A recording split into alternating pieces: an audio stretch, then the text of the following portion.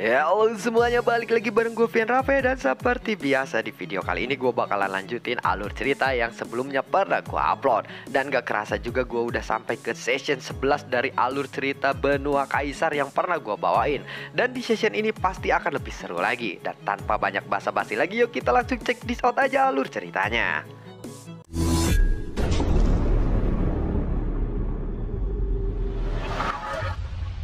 Di episode sebelumnya, Xiaoyan yang berhasil menyelamatkan benua kaisar dari serangan dunia Dewa Dara. Saat ini Xiaoyan pun menuju ke arah Dewa Dara. Entah apa motif yang tersembunyi ini dari Xiaoyan, karena dunia Dewa Dara tidak bisa menangkap Xiaoyan kali ini. Jadi dia curiga ada sesuatu di balik semua ini. Xiaoyan sebenarnya berencana untuk tinggal dan beristirahat di kampung halamannya ini untuk jangka waktu yang tertentu. Namun karena ada yang tidak terduga terjadi, Xiaoyan pun lalu mengurungkan niatnya.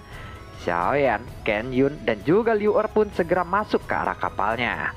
Mereka pun segera pergi dengan tergesa-gesa. Setelah itu, Xiao Wutian lalu berkata, "Xiaoyan, sepertinya dia telah mendapatkan banyak keberuntungan. Dia bisa mengundang sosok yang begitu kuat hanya untuk datang ke wilayah dunia bawah yang sepi seperti ini, hanya untuk menyelamatkan orang-orang sepertiku. Dia benar-benar beruntung kali ini," ucap dari Xiao Wutian saat melihat kapal Xiaoyan itu melesat. Sementara itu, butuh waktu hampir 50 tahun perjalanan untuk Xiaoyan tiba di dunia Dewa Dara. Dan singkat cerita pun, mereka akhirnya tiba di dunia Dewa Dara. Ribuan pos penjaga berada di sekitaran permukaan lautan Void ini.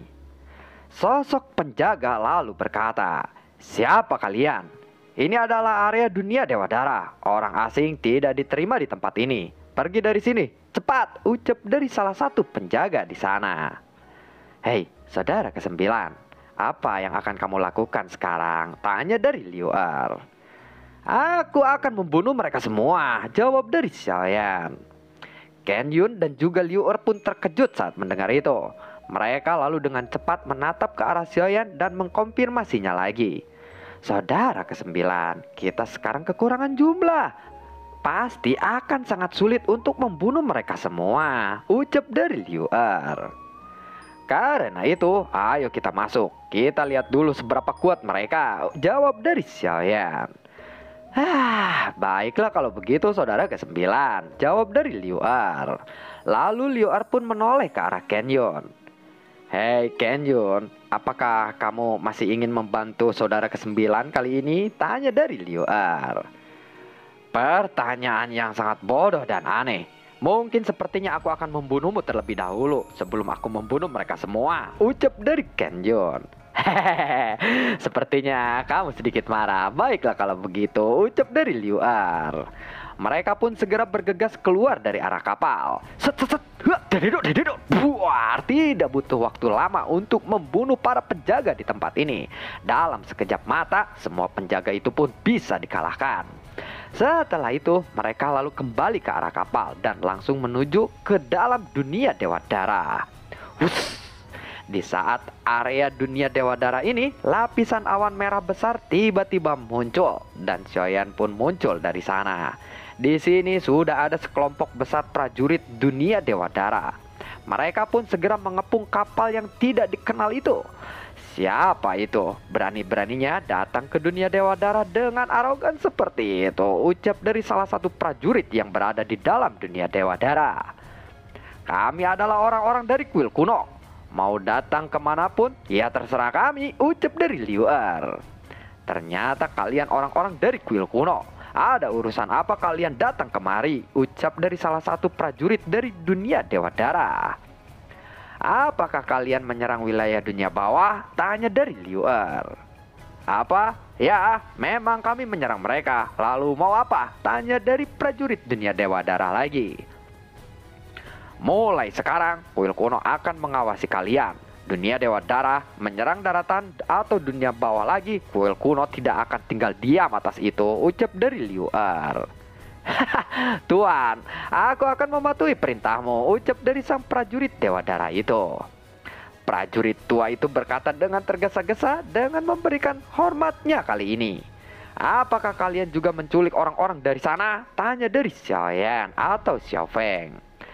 Kami tidak pernah membawa tahanan. Selama ini kami tidak pernah membawa tahanan karena kami tidak pernah menerima orang asing dari sini. Percayalah, ucap dari prajurit tua itu.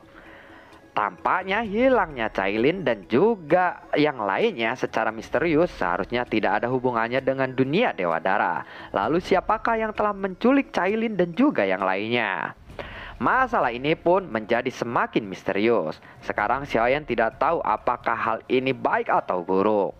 Apakah ini salah satu rencana kalian untuk menggagalkan reinkarnasi? Karena semua yang diculik berhubungan dekat dengan Xiaoyan. Penetua, sepertinya Tuan Suesian telah mati. Seseorang lalu berbisik kepada prajurit tua itu. Prajurit tua itu pun menjadi mengerti kenapa orang-orang dari Kuil Wanmo ini datang ke sini sekarang. Sekarang kami akan pergi dari sini. Aku harap kalian tidak lagi melakukan tindakan yang bodoh seperti itu lagi, ucap dari Xiaoyan. Namun pada saat itu tiba-tiba ada momentum yang sangat kuat meledak dari daratan dunia Dewa Dara. Dan Xiaoyan pun terkejut melihat itu. Kalian semua seharusnya tidak pergi begitu saja dari sini, bukan? Ucap dari satu sosok yang baru saja muncul itu. Kemudian Ken Yun langsung berhadapan dengan sosok itu. Ya, bisa saja kami pergi dari sini setelah memusnahkan kalian semua, bukan? Ucap dari Ken Yun. Anda benar-benar salah paham denganku. Kalian telah datang jauh-jauh ke sini. Sebagai tuan rumah, kami ingin menawarkan kalian untuk beristirahat dulu di sini dan menghabiskan waktu beberapa saat saja, ucap dari sosok itu. Berisik, kami ke sini bukan untuk bertamasya. Kami telah mengatakan apa yang harus kami katakan sekarang. Dalam 500 tahun ini, kalian tidak diizinkan untuk meninggalkan dunia Dewa Dara tanpa seizin kuil kuno. Jika kalian melanggarnya berarti kalian akan bermusuhan dengan kami, ucap dari Ken Yun. Ucapan Ken Yun itu dipenuhi dengan sangat nada ancaman. Kami tidak akan lagi berbuat sembarangan atau arogan, ucap dari sosok itu setelah mendengar kata-kata Ken Yun. Dengarkan lagi. Mulai sekarang, benua kaisar di wilayah bawah akan dilindungi oleh kuil kuno. Jadi kalian jangan berani-berani lagi menyerang mereka, ucap dari Ken Yun lagi. Yakinlah Tuan, kami tidak akan berani memprovokasi mereka lagi. Dunia Dewa Dara akan menaati janji ini, ucap dari sosok itu.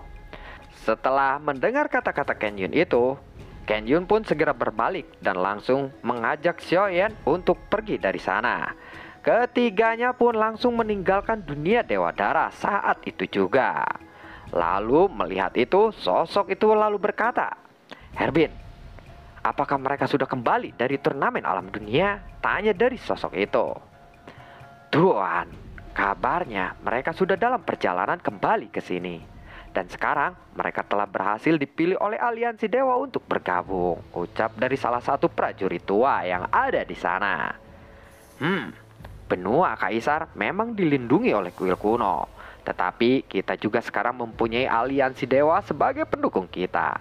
Aku sudah tidak sabar menunggu hari itu tiba dan membuat kuil kuno itu hancur berantakan, ucap dari sosok itu. Sementara itu, Liu Er yang sedang dalam perjalanan bersama Xiaoyan dan juga Ken Yun, dia lalu berkata, tampaknya penguasa Dewa Dara tidak bisa kita percaya. Aku merasa dia sedang merencanakan sesuatu, ucap dari Liu Er. Ya, aku pun merasa begitu. Oh ya, aku ingin menanyakan sesuatu kepadamu. Aku melihat garis tipis berwarna emas seperti benang yang kamu gunakan ketika kamu menyerang. Mengapa itu bisa begitu kuat? Tanya dari Xiaoyan. Itu adalah teknik Yuniko. Memang bisa membunuh orang dengan tidak terlihat. Benang ini disebut Seven Line Kill. Bahan-bahan untuk memproduksi benang itu juga sangatlah langka. Lagi pula sangat sulit bagi orang awam untuk menggunakannya, ucap dari Liu Er sambil menepuk dada dengan bangga. Tunggu dulu, level skill bertarung apa itu? Tanya dari Xiaoyan. Sebenarnya itu bukanlah skill bertarung, itu termasuk kategori teknologi tua. Teknologi ini adalah yang sangat tua. fitur terbesar dari senjata ini adalah bisa menyerap sumber gas abadi yang sangat kuat. Jika sumber gas yang kamu suntikan lebih kuat, garis emas dari senjata ini akan menjadi semakin tajam, ucap dari Liu Er. Liu Er, aku harus pergi ke aliansi dewa. Aku khawatir situasi ini akan sangat berbahaya. Jika kamu memiliki senjata atau teknik yang sangat kuat, kamu mungkin bisa menyelamatkan hidupku di saat kritis. Karena permaisuri tidak mempersiapkan sesuatu untukku sebelum aku menjalankan rencana ini. Ini benar-benar menyedihkan, bukan? Ucap dari Xiaoyan. Ya, situasi ini memang sangat berbahaya. Pada titik ini, permaisuri benar-benar terasa pelit ya, ucap dari Liu Er. Jika benang emas ini bisa kugunakan, ini pasti bisa sangat membantu saat aku berada di aliansi dewa, bukan? Ucap dari Xiaoyan lagi. Liu Er lalu menoleh dan menatap ke arah Xiaoyan dengan ragu-ragu. Berbagai tanda tanya seperti sudah tertulis di wajahnya. Liu Er berpikir apakah Xiaoyan ini ingin meminta senjata darinya atau tidak. Tenanglah Liu Er. Aku tahu bahwa senjata ini pasti sangat berharga untukmu. Tapi aku benar-benar membutuhkannya, ucap dari Xiaoyan. Lagi pula, kamu juga sering tidak bisa menggunakan kekuatan sebenarnya dari senjata ini ketika kamu berlatih di kuil kuno. Lebih baik berikan saja itu kepada saudara ke-9. Itu akan lebih berguna, ucap dari Ken Yun. Apa? Berani-beraninya kau berkata seperti itu ya, jawab dari Liu Er. Dia lalu menatap ke arah Ken Yun dengan bingung. Bagaimana ya? Tenang saja Liu Er. Yakinlah, aku tidak akan meminjam hartamu dengan sia-sia. Setelah aku memasuki aliansi dewa dan aku mengelola dan memperkuat kekuatanku, aku pastikan akan mengambil harta dari aliansi dewa dan aku akan memberikannya kepadamu, ucap dari Xiaoyan. Kemudian kilatan cahaya keemasan di tangan Liu Er pun perlahan-lahan lalu muncul. Jika Xiaoyan bisa belajar menggunakan senjata tersembunyi dan kuat ini pasti akan menjadi teknik serangan yang kuat yang sangat baik untuk menyerang musuhnya. Kenapa kau hanya mengeluarkan satu untai saja? Liu Er, kamu terlalu pelit. Bukankah kamu memiliki sekitar 7 atau 8 untai benang ini? Tanya dari Ken Yun. Liu Er lalu menatap ke arah Ken Yun lagi dengan sinis. Sepertinya kamu minta aku tabok. Kemudian dia mengeluarkan setumpuk senjata benang dengan ekspresi yang menyedihkan di wajahnya. Baiklah kalau begitu ini, saudara ke-9, aku sudah menghabiskan setengah hidupku untuk mengumpulkan senjata ini. Nilai dari setiap untai ini tidaklah bisa diukur dengan uang. Ini benar-benar satu-satunya harta yang paling berharga yang pernah aku miliki. Ketika kamu pergi dari aliansi dewa, jangan sampai ceroboh ya, kehilangan harta berhargaku ini, ucap dari Liu Er. Liu Er, kamu benar-benar sangat pelit, ucap dari Ken Yun lagi. Aku telah memberikan hartaku untuk saudara ke-9. Kamu sendiri tidak memberikan apa-apa kepadanya. Lalu siapa yang pelit? Ucap dari Liu Er. Setelah Ken Yun mendengar itu, ada kilatan cahaya di telapak tangannya. Dan kemudian tiba-tiba sesuatu yang menyerupai cangkang kura-kura pun muncul di telapak tangannya. Ada pepatah yang mengatakan, jika kamu tidak bisa bertarung, kamu bisa melarikan diri tanpa khawatir. Cangkang ini telah disempurnakan oleh teknologi Ming He. Sekarang, ia memiliki 3 lapisan pertahanan yang sangat solid, termasuk dari serangan sumber gas abadi dengan kekuatan jiwa. Ini bisa menahan berbagai tingkatan ancaman, ucap dari Ken Yun. Kamu hanya memberikan cangkang kura-kura seperti itu. Mana mungkin saudara ke-9 yang tangguh seperti itu akan rela meringkuk di dalam cangkang kura-kura seperti itu? Bukankah kamu memiliki harta yang lebih canggih dari itu? Jika kamu memberikannya, itu akan menjadi senjata rahasia yang kuat bagi saudara ke-9, ucap dari Liu Er. Sekarang giliran Liu Er yang bongkar-bongkaran senjata rahasia.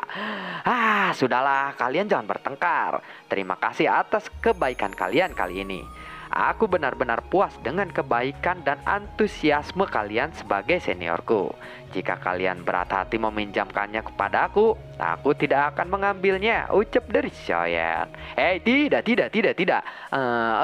Lagi pula tidak terlalu banyak yang bisa aku berikan kali ini, ucap dari Liu Er.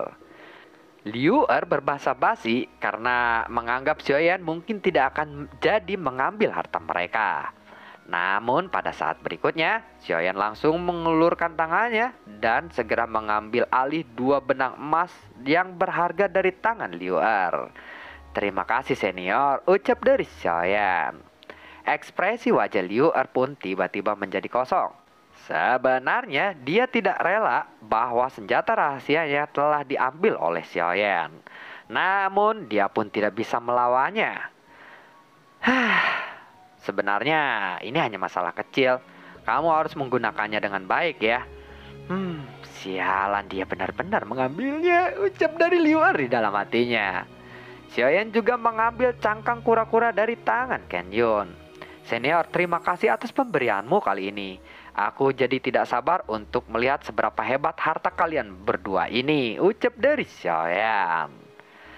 Tetapi pandangan Xiaoyan tetap mengarah kepada Ken Yun. Senior, apakah benar kamu mempunyai harta yang lebih berharga dari ini? Aku benar-benar hanya ingin memperluas wawasanku saja. Harta karun apa itu yang sebenarnya? Tanya dari Xiaoyan. Setelah mendengar kata-kata Xiaoyan itu, Ken Yun pun tersentak. Xiaoyan benar-benar mengerikan. Apa dia sebenarnya adalah perampok atau apalah itu? Itulah yang ada di pikiran Ken Yun dan juga Liu Er. Akhirnya Ken Yun pun memberikan harta yang berharganya kepada Xiaoyan. Ketika Xiaoyan mendapatkan hadiah lagi, Xiaoyan pun tersenyum bahagia. Sedangkan Ken Yun dan juga Liu Er wajahnya penuh dengan ekspresi kesedihan. Mereka saat ini benar-benar merasa telah dimanfaatkan oleh Xiaoyan. Ayo kita pergi sekarang, semuanya karena persiapan kita sudah terpenuhi. Ayo kita pergi, ucap dari Xiaoyan. Sebelum sampai ke aliansi dewa, mereka harus melewati lubang teleportasi raksasa dari kota Qianxing. Karena pada kenyataannya aliansi dewa terletak di dunia atas, sehingga mereka harus melewati kota Qianxing untuk memulai perjalanannya.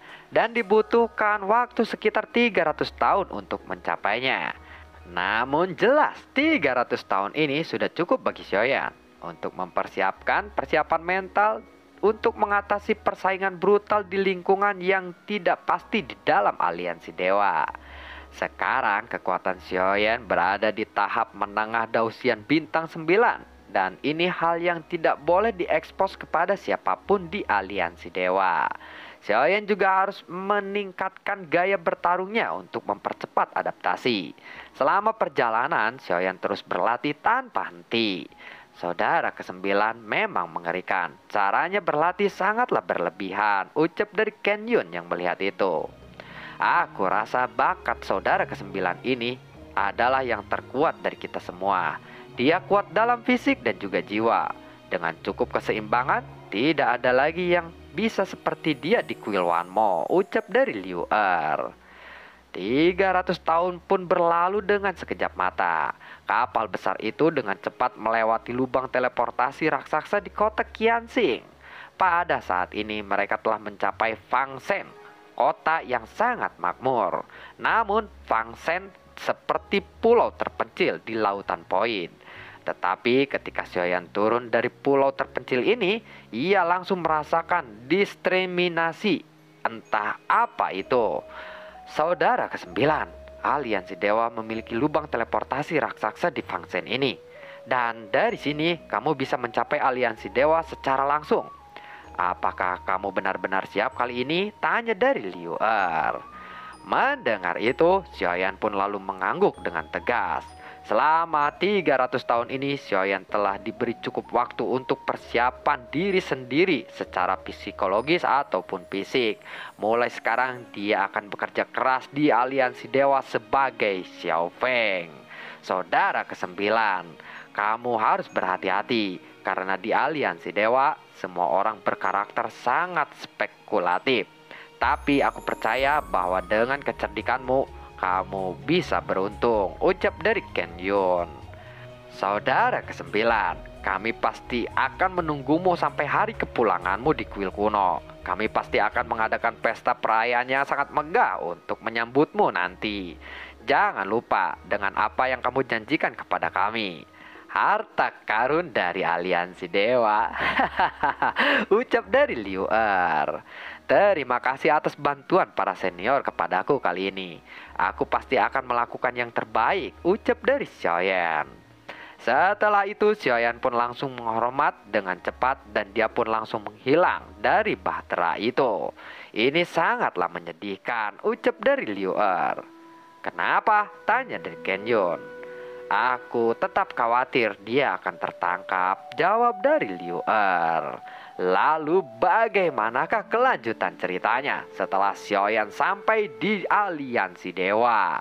Dan nantikan konten-konten gua berikutnya dan semoga sehat selalu untuk kalian. Gua tidak lupa untuk selalu ucapin terima kasih banyak buat kalian yang sudah mendukung channel ini dari awal hingga saat ini.